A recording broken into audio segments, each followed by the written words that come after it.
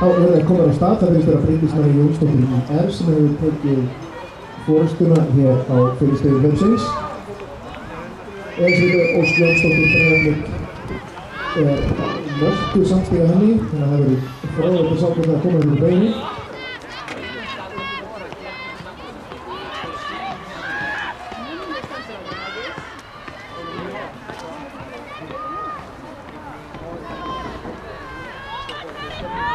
Það eru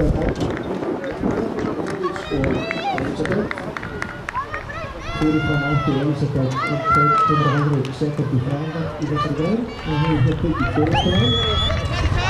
Ekki betri að það Bryndís stöðar hér í mark. Elísabet átti Elísabet.